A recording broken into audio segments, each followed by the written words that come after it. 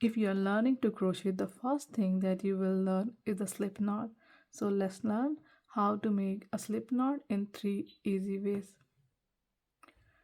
The easiest one is that you make a simple knot. We will start the process just like we make a simple knot. I will just slide on my hand, and now I will keep this shorter and a bit longer, and we will do the simple way like we make a knot. We just make a circle like this and then pull this shorter end of yarn and then pull to make a knot. Simple. That's how you make a normal knot. But when you are making a slip knot, we will do the same process. We will lie on the hand, or you can do it on the table as well. Place it like this. Now rather than pulling this shorter end of yarn and going inside the circle, we will take the shorter end of yarn.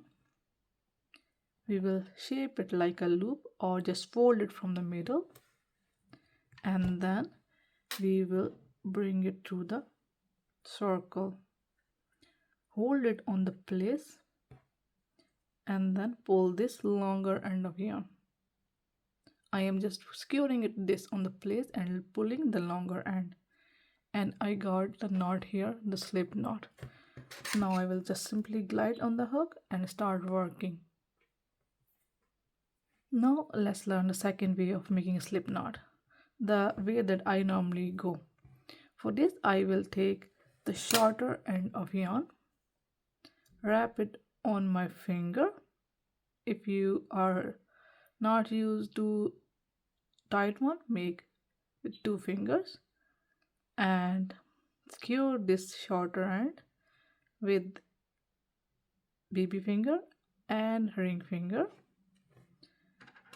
Now we will take the hook, and here in this circle I will go in the circle first, and then I will grab the shorter end of yarn and pull it in like this.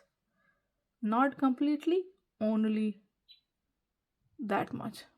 And now I will pull the longer end of yarn, this one, and then I got a slip knot on my hook. That's the second way. Now let's learn how to do the third way. For third way we use the hook as well. We just place it like this and then use your hook from inside of the loop and then grab the shorter end of yarn with the hook, pulling it inside like that. Once you have in, then grab the longer end of yarn and you have your slip knot here. You can control,